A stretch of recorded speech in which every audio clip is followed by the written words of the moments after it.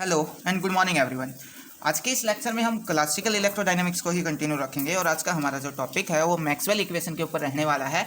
और ये जो टॉपिक है वो एग्जाम पॉइंट ऑफ व्यू से बहुत ज़्यादा इंपॉर्टेंट है। ये काफ़ी टाइम एग्जाम में पूछ लिया जाता है और साथ ही ये जो टॉपिक है वो बेसिक नॉलेज के लिए भी बहुत ज़्यादा जरूरी रहने वाला है। ठीक है, क्योंकि यहाँ पे हम जो मैक्सवेल इक्वेशन निकालेंगे उनका यूज हम हर जगह करने वाले हैं। क्लासिकल इलेक्ट्रोडायनामिक्स में भी होगा, उसके बाद रिलेटिविस्टिक्स इलेक्ट्रोडायनामिक में भी हो गया, उसके बाद EDWP electrodynamic and wave propagation, और साथ में जो प्लाज्मा फिजिक्स है वहाँ पे भी हम कहीं ना कहीं मैक्सवेल इक्वेशन का यूज करते हैं। ठीक है, तो स्टार्ट करते हैं। तो सबसे पहले हम बात करें इसके बेसिक इंट्रोडक्शन के ऊपर, और बेसिक इंट्रोडक्शन में भी सबसे पहले ये बात करते हैं कि अपने को मैक्सवेल इक्वेशन की जरूरत क्यों पड़ी, जब ऑलरेडी अपने पास फिजिक्स की इतनी सारी ब्रांच थी, न्यूटोनियन मैकेनिक्स थी, क्लासिकल मैकेनिक्स थी, फिजिक्स की इतनी सारी थ्योरी थी, तो मैक्सवेल इक्वेशन की जरूरत क्यों पड़ी। ठीक है, तो मैक्सवेल इक्वेशन का जो कंसेप्ट है वो इलेक्ट्रोमैग्नेटिक वेव को एक्सप्लेन करने के लिए लेके आए थे, क्योंकि जब इलेक्ट्रोमैग्नेटिक वेव का कंसेप्ट आया तो उसके ऊपर क्लासिकल फिजिक्स लगाई गई, न्यूटोनियन मैकेनिक्स लगाई गई, और साथ में फिजिक्स की और भी बहुत सारी थ्योरी अप्लाई करके जो अपने पास इलेक्ट्रोमैग्नेटिक वेव है इसका कंसेप्ट एक्सप्लेन करने की कोशिश की गई। पर इलेक्ट्रोमैग्नेटिक वेव का कंसेप्ट कोई भी थ्योरी एक्सप्लेन करके नहीं बता पाई। उसके बाद फिर मैक्सवेल साहब आते हैं और मैक्सवेल साहब बोलते हैं कि मैं इलेक्ट्रोमैग्नेटिक वेव का कंसेप्ट एक्सप्लेन करके बताऊंगा। तो फिर मैक्सवेल साहब ने इलेक्ट्रोमैग्नेटिक वेव को एक्सप्लेन करने के लिए मैक्सवेल इक्वेशन दी। अब थोड़ा सा बात कर लेते हैं इलेक्ट्रोमैग्नेटिक वेव के ऊपर। तो अपने पास कोई भी चार्ज पार्टिकल, मान लिया ये अपने पास कोई एक चार्ज पार्टिकल है और ये charge particle non uniform motion के अंदर है, या फिर मैं ये बोल सकता हूँ ये जो सोर्स चार्ज है ये एक्सेलरेटेड मोशन में है। अब अपने को पता है जब भी कोई सोर्स चार्ज या जब भी कोई चार्ज पार्टिकल एक्सेलरेटेड मोशन में होता है तो उसकी एक हैबिट होती है कि वो लगातार एनर्जी को रिलीज करता रहता है। ठीक है, अब इस सोर्स चार्ज जब एक्सेलरेट करेगा या जब कोई चार्ज एक्सेलरेट करेगा तो लगातार एनर्जी छोड़ेगा, जो एनर्जी रिलीज करेगा वो किसकी फॉर्म में होगी, वो इलेक्ट्रोमैग्नेटिक वेव की फॉर्म में होगी। ठीक है, और साथ ही अपने को ये भी पता है कि जब कोई एक्सेलरेटेड चार्ज, कोई चार्ज पार्टिकल एक्सेलरेट करता है तो उस चार्ज पार्टिकल के द्वारा करंट प्रोड्यूस किया जाता है। ठीक है, अपने को पता है फ्लो ऑफ चार्ज क्या होता है, करंट होता है। अब हमने हमने 10th क्लास में भी और BSc में ये भी पढ़ा है कि magnetic effect of electric current. ठीक है, अब इलेक्ट्रिक करंट होगा तो इसके कारण कुछ ना कुछ मैग्नेटिक फील्ड भी प्रोड्यूस होगा। तो एक्सेलरेटिंग चार्ज पार्टिकल के कारण जो करंट प्रोड्यूस हुआ है वो टाइम के ऊपर डिपेंड करेगा, और इस टाइम डिपेंडेंट करंट के कारण जो मैग्नेटिक फील्ड प्रोड्यूस होगा वो मैग्नेटिक फील्ड भी कैसा होगा, टाइम डिपेंडेंट होगा। ठीक है, उसके बाद फैराडे साहब क्या बोलते हैं, अगर मैं मैग्नेटिक फील्ड में चेंज करता हूं तो वहां पे इलेक्ट्रिक फील्ड भी प्रोड्यूस होगा। ठीक है, इसीलिए एक्सेलरेटेड चार्ज पार्टिकल के कारण जब कोई चार्ज पार्टिकल एक्सेलरेट करता है तो वहां पे इलेक्ट्रोमैग्नेटिक वेव प्रोड्यूस होती है, क्योंकि यहाँ पे जो करंट है वो क्या है, टाइम डिपेंडेंट, और टाइम डिपेंडेंट करंट के कारण क्या होता है, time dependent magnetic field produce होता है, और मैग्नेटिक फील्ड में जब चेंज होता है तो वापस इलेक्ट्रिक फील्ड भी प्रोड्यूस होता है। ठीक है, तो आपको यहाँ पे पता लग गया होगा कि हम मैक्सवेल इक्वेशन का यूज क्यों करते हैं और इलेक्ट्रोमैग्नेटिक वेव का जो कंसेप्ट है वो कहाँ से आया है। ठीक है, तो मैक्सवेल इक्वेशन का यूज हमने किस लिए किया, इलेक्ट्रोमैग्नेटिक वेव की प्रॉपर्टी को या इलेक्ट्रोमैग्नेटिक वेव को एक्सप्लेन करने के लिए किया। और इलेक्ट्रोमैग्नेटिक वेव का कंसेप्ट कहाँ से आया, जब कोई चार्ज पार्टिकल एक्सेलरेट करता है तो वो हमेशा एनर्जी रिलीज करता रहता है, एनर्जी रेडिएट करता रहता है, और जो एनर्जी रेडिएट करता है वो किसकी फॉर्म में होती है, इलेक्ट्रोमैग्नेटिक वेव की फॉर्म में होती है। ठीक है, अब मैक्सवेल साहब ने 4 लॉ उठाए इलेक्ट्रोडायनामिक्स के, और वो 4 लॉ कौन से थे क्लासिकल इलेक्ट्रोडायनामिक्स के। सबसे पहले था अपने पास गॉस लाइन इलेक्ट्रोस्टैटिक्स। ठीक है, गॉस लाइन इलेक्ट्रोस्टैटिक्स को थोड़ा सा मॉडिफाई किया, और मॉडिफाई करके क्या बोल दिया, ये मैक्सवेल की फर्स्ट इक्वेशन है। उसके बाद गॉस लाइन मैग्नेटोस्टैटिक्स उठाया, उसके बाद जो इसको थोड़ा सा मॉडिफाई किया गॉस लाइन मैग्नेटोस्टैटिक्स को, और बोल दिया कि ये मैक्सवेल की सेकंड इक्वेशन है। उसके बाद जो अपने पास फैराडे लॉ है, फैराडे लॉ उठाया, उसको थोड़ा सा मॉडिफाई किया और थर्ड इक्वेशन बोल दिया। फिर एम्पियर सर्कुटल लॉ को थोड़ा सा मॉडिफाई किया और ऐसे ही उसको फोर्थ इक्वेशन बोल दिया। ठीक है, तो सबसे पहले हम फर्स्ट इक्वेशन के बारे में पढ़ेंगे। फर्स्ट इक्वेशन कहां से आई, जो गॉस लाइन इलेक्ट्रोस्टैटिक्स है उसको मॉडिफाई करके आई। अब मैं मान के चलता हूं कि आपको गॉस लाइन इलेक्ट्रोस्टैटिक्स पता होगा, क्योंकि आप ऑलरेडी जब मास्टर के स्टूडेंट है तो आई होप आपको पता होना चाहिए। फिर भी मैं बता देता हूं गॉस लाइन इलेक्ट्रोस्टैटिक्स क्या होता है। मान लिया अपने पास ये कोई स्टैटिक चार्ज है, और इस स्टैटिक चार्ज का जो टोटल इलेक्ट्रिक फ्लक्स है, इस स्टैटिक चार्ज का जो टोटल इलेक्ट्रिक फ्लक्स है वो किसके इक्वल होगा, क्यू बाय एप्सिलॉन नॉट के इक्वल होगा। एप्सिलॉन नॉट क्या है, यहाँ पे electrical permittivity of free space, मतलब उस फ्री स्पेस की कितनी कैपेसिटी है कि वो इलेक्ट्रिक फील्ड लाइन को या इलेक्ट्रिक फील्ड को अपने अंदर से परमिट कर देगा। ठीक है, तो अब इसको थोड़ा सा हम मॉडिफाई करेंगे, और मॉडिफाई करने के बाद हम मैक्सवेल की फर्स्ट इक्वेशन यहाँ पे निकालेंगे। तो हमने लिखा total electric flux phi E for electric flux. ठीक है, जो टोटल इलेक्ट्रिक, ये वाली टर्म क्या रिप्रेजेंट करती है, टोटल इलेक्ट्रिक फ्लक्स किसके इक्वल होगा, क्यू बाई एप्सिलॉन नॉट के इक्वल होगा। उसके बाद हमने यूज किया वॉल्यूम चार्ज डेंसिटी का, वॉल्यूम चार्ज डेंसिटी क्या होती है, rho equal to Q by we.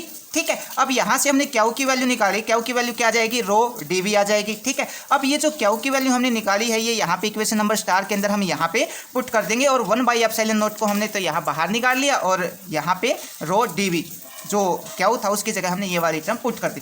उसके बाद हम यूज करेंगे गॉस डाइवर्जेंस थ्योरम का। अब आपको गॉस डाइवर्जेंस थ्योरम के बारे में पता होना चाहिए। गॉस डाइवर्जेंस थ्योरम जो सरफेस इंटीग्रेशन होता है उसका रिलेशन बताती है किसके साथ, वॉल्यूम इंटीग्रेशन के साथ, या वॉल्यूम इंटीग्रेशन का रिलेशन सरफेस इंटीग्रेशन के साथ बताती है। ठीक है, तो हमने गॉस डाइवर्जेंस थ्योरम का यूज किया किसमें, लेफ्ट हैंड साइड में, क्योंकि लेफ्ट हैंड साइड में सरफेस इंटीग्रेशन है और राइट हैंड साइड में वॉल्यूम इंटीग्रेशन है। तो हम कोशिश करते हैं या तो इसको कंप्लीट वॉल्यूम में चेंज कर ले या फिर कंप्लीट सरफेस में चेंज कर ले। तो जो सरफेस वाला है हम इसको वॉल्यूम के अंदर चेंज कर लेते हैं। तो जैसे ही हम इसको चेंज करेंगे तो गॉस डाइवर्जेंस थ्योरम का यूज करेंगे तो अपने पास क्या आ जाएगा, del dot E d V. ठीक है, गॉस डाइवर्जेंस थ्योरम का यूज करने के बाद ये वाली टर्म आ जाएगी, लेफ्ट हैंड साइड वाली टर्म हमने एज इट इज रखी। अब मैं नेक्स्ट स्टेप में क्या करता हूँ, ये वाली जो टर्म है इसको उठा के इक्वल टू के साइड से उस तरफ लेके चला जाता हूँ। ठीक है, अब जैसे ही इसको उस तरफ लेके जाऊंगा, इधर प्लस की उधर जाके ये टर्म क्या हो जाएगी, माइनस की हो जाएगी। और डी वी यहाँ पे भी है और डी वी यहाँ पे भी है, डी वी मैं क्या निकाल लूंगा, इसमें से कॉमन निकाल लूंगा। तो डाइवर्जेंस ऑफ ई, अगर डेल डॉट है, अगर मेरे पास डेल डॉट ई है तो मैं इसको बोलूंगा डाइवर्जेंस। अगर मेरे पास डेल क्रॉस ई है इसको बोलूंगा मैं कर्ल। और अगर मेरे पास डेल, ना मेरे पास डॉट है ना मेरे पास क्रॉस है और सीधा अपने पास क्या कोई स्केलर फंक्शन है तो उसको बोलेंगे gradient. Gradient of phi, curl of E और डाइवर्जेंस ऑफ ई। ठीक है, इस टाइप से बोलते हैं। तो अपने पास डी वी हमने यहाँ पे कॉमन निकाल लिया इक्वल टू 0। अब जो वॉल्यूम है वो तो ये 0 के इक्वल हो नहीं सकती। अगर वॉल्यूम 0 के इक्वल होगी तो अपने पास सरफेस जो वॉल्यूम चार्ज डेंसिटी है वॉल्यूम चार्ज डेंसिटी नहीं होगी।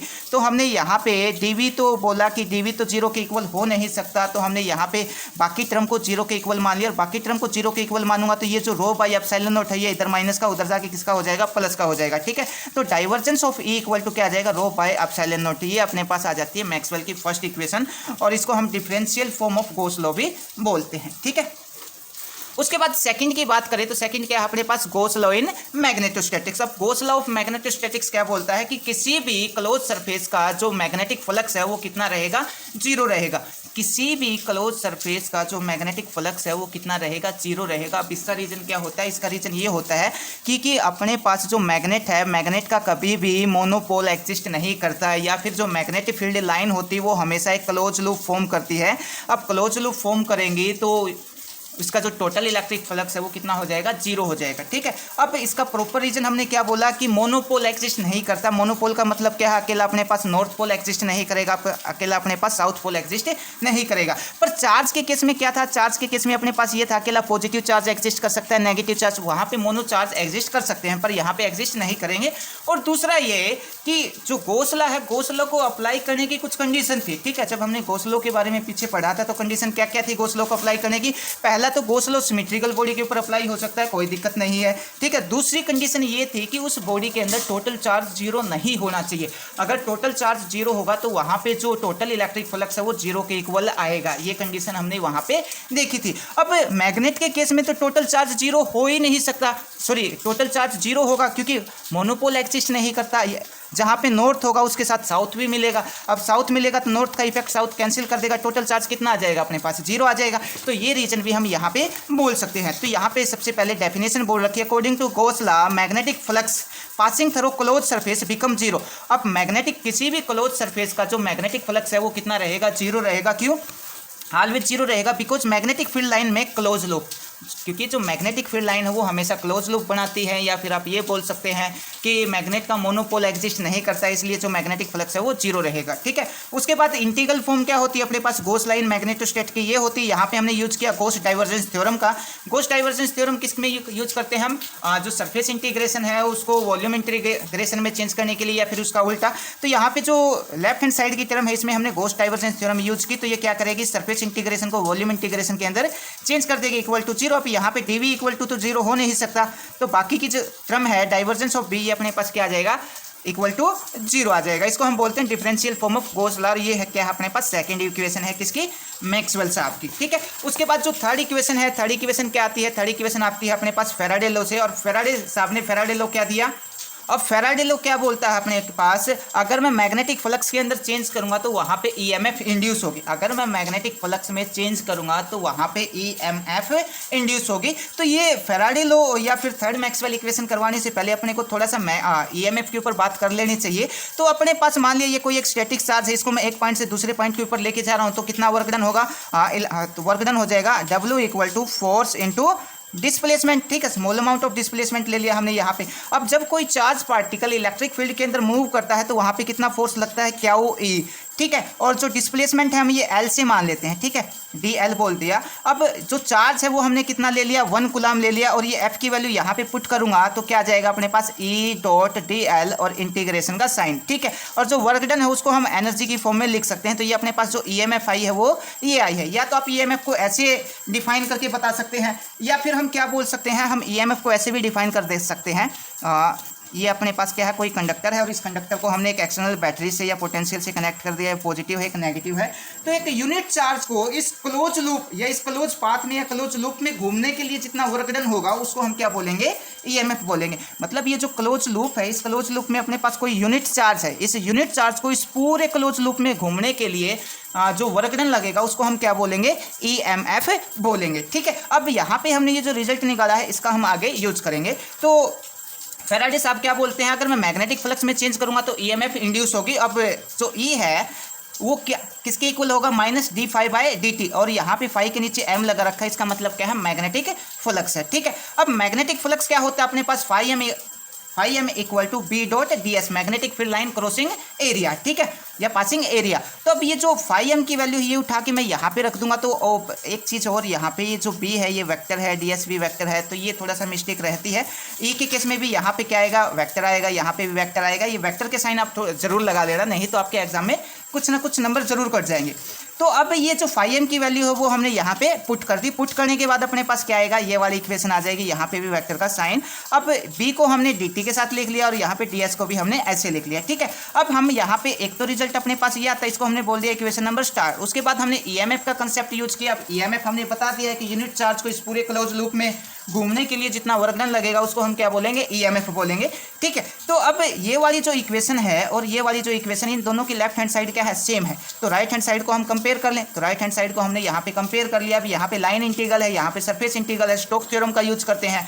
इस लाइन इंटीग्रल को सरफेस इंटीग्रेशन में लेके आते हैं। तो जैसे ही हम इसको स्टोक्स थ्योरम का यूज करते हैं तो अपने पास क्या आ जाएगा, curl of E ds equal to ये वाली टर्म हमने यहाँ पे एज इट इज रखी। ठीक है, अब नेक्स्ट स्टेप में क्या करते हैं, ये वाली टर्म उठा के इक्वल टू के साइड से उस तरफ लेके जाते हैं, इधर माइनस का उधर जाके क्या हो जाएगा, प्लस ds, यहाँ पे भी ds, यहाँ पे भी हमने बाहर निकाल लिया। ठीक है, अब ds ये 0 तो के इक्वल हो नहीं सकता, तो ये जो बाकी की टर्म है ये क्या हो जाएगी, 0 के इक्वल हो जाएगी। अब यहाँ पे अपने पास क्या आएगा, यहाँ पे आएगा curl of E equal to ये minus curly P by curly T। अब ये अपने पास जो आती है इसको हम क्या बोलेंगे, मैक्सवेल की थर्ड इक्वेशन बोलेंगे, और differential form of Faraday law भी हम इसको बोल सकते हैं। ठीक है, ये अपने पास थर्ड इक्वेशन थी। उसके बाद अगर मैं फोर्थ इक्वेशन के ऊपर बात करूं मैक्सवेल साहब की, तो फोर्थ इक्वेशन कहाँ से आती है, जो एम्पियर्स लॉ है, या फिर आपने 12th क्लास में इसको पढ़ा होगा एम्पियर सर्कुलर लॉ के नाम से, तो उसका हम यहाँ पे यूज करेंगे, उसको थोड़ा मॉडिफाई करेंगे और मैक्सवेल की फोर्थ इक्वेशन निकाल देंगे।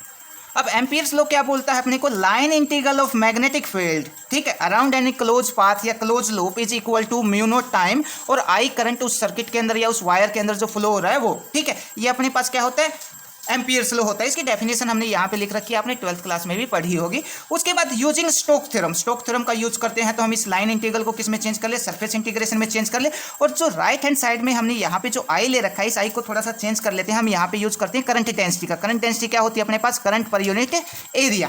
ठीक है, तो अगर मैं यहाँ से आई की वैल्यू निकालूँ तो इसे ए को उठा के मैं उधर ले जाऊं तो क्या आ जाएगा अपने पास, जे ए। अगर मैं स्मॉल अमाउंट में लिखूं तो इसको क्या आ जाएगा, जे डी ए। और यहाँ पे जो सरफेस एरिया है वो हमने एस ले रखा है, तो हम यहाँ पे जे डी एस ले लेंगे। ठीक है, तो एक तो आई की जगह हमने ये वाली वैल्यू यहाँ पे पुट कर दी, और यहाँ पे स्टोक्स थ्योरम हमने अप्लाई करके ये लिख दिया। ये वाली टर्म उठा के इक्वल टू के साइड से उस तरफ लेके जाऊंगा तो डी एस इसमें भी है, डी एस इसमें भी बाहर निकाल लिया, ये प्लस का था उधर जाके माइनस का हो जाएगा।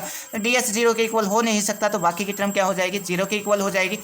ठीक है, अब ये टर्म उठा के इस तरफ लेके आऊंगा तो क्या आ जाएगा, divergence curl of B equal to mu naught. हमने यहाँ पे एम्पियर्स लॉ की डिफरेंशियल फॉर्म निकाल ली। इसे अगले सेक्शन में हम इस डिफरेंशियल फॉर्म को थोड़ा सा मॉडिफाई करके मैक्सवेल की फोर्थ इक्वेशन निकालने की कोशिश करेंगे।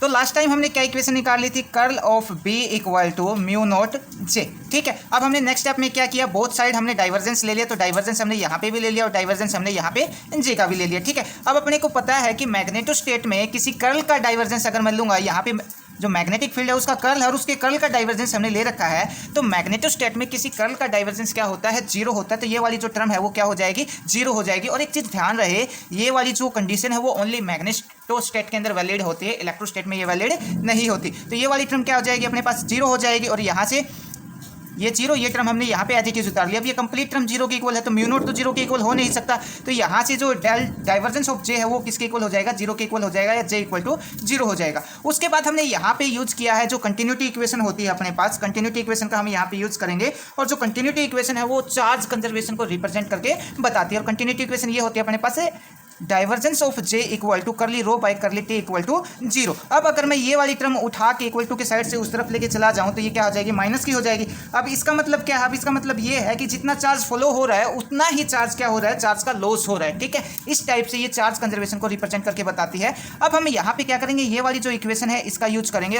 और यहाँ पे हम क्या करते हैं, ये जो रो है इस रो की वैल्यू निकालने के कोशिश करते हैं। तो हमने यूज किया मैक्सवेल की फर्स्ट इक्वेशन का। मैक्सवेल फर्स्ट इक्वेशन क्या है अपने पास, divergence of E equal to rho by epsilon naught को उठा के उधर लेके चला जाऊं तो रो की वैल्यू आ जाएगी अपने पास। ये रो की वैल्यू मैं यहाँ पे कंटिन्यूटी इक्वेशन के अंदर पुट कर दूंगा। तो पुट करने के बाद क्या आ जाएगी, del dot J, divergence of J हमने यहाँ पे एज इट इज लिखा, कर लिया और कर ली थी यहाँ पे एज इट इज, और ये रो की वैल्यू हमने यहाँ पे पुट कर दी। डाइवर्जेंस को हमने बाहर निकाल लिया, क्या आ जाएगा, कर लिया और कर ली टी आ जाएगा। रो बाई एप्सिलॉन नॉट यहाँ पे बच जाएगा। ठीक है, sorry not rho, epsilon naught और ई यहाँ पे बच जाएगा। अब एप्सिलॉन नॉट और ई को हम क्या पुट कर सकते हैं, एप्सिलॉन नॉट और ई को हमने पुट कर दिया यहाँ पे डी, और इक्वल टू में आ गया अपने पास जीरो। अब नेक्स्ट स्टेप में क्या करते हैं, डाइवर्जेंस यहाँ पे भी है और यहाँ पे भी है, बाहर निकाल लेते हैं। ये हमने एक सेकेंड, ये हमने यहाँ पे डाइवर्जेंस को बाहर निकाल लिया। अंदर क्या बच गया अपने पास, जे प्लस कर ली डी ओवर कर ली टी इक्वल टू जीरो।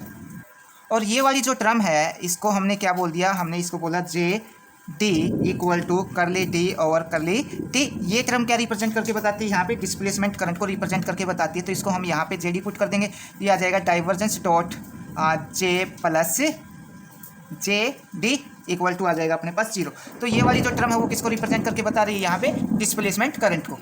अब नेक्स्ट स्टेप में हम क्या करेंगे, यहाँ पे अपने पास जो हमने निकाला था ना कर्ल ऑफ बी, जो डिफरेंशियल फॉर्म निकाली थी वो क्या थी, म्यू नॉट जे। ठीक है, अब जे की जगह हम क्या पुट करेंगे, जे प्लस जे डी यहाँ पे पुट कर देंगे। तो ये आ जाएगा अपने पास del cross B equal to mu naught, और जे की जगह क्या पुट करेंगे, J plus J D put करेंगे। तो ये आ जाएगा जे प्लस जे डी। ठीक है, और ये वाली टर्म यहाँ पे एज इट इज इसको अंदर मल्टीप्लाई करवा देता हूँ। तो ये आ जाएगा म्यू नॉट जे प्लस म्यू नॉट, और ये साथ में आ जाएगा जे डी।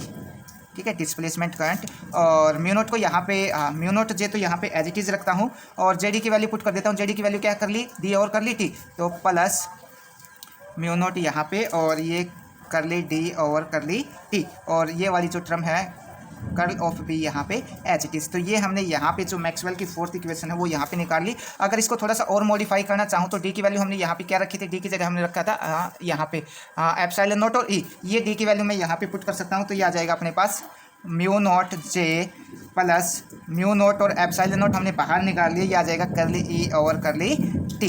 ठीक है, ये अपने पास क्या आती है, मैक्सवेल की फोर्थ इक्वेशन।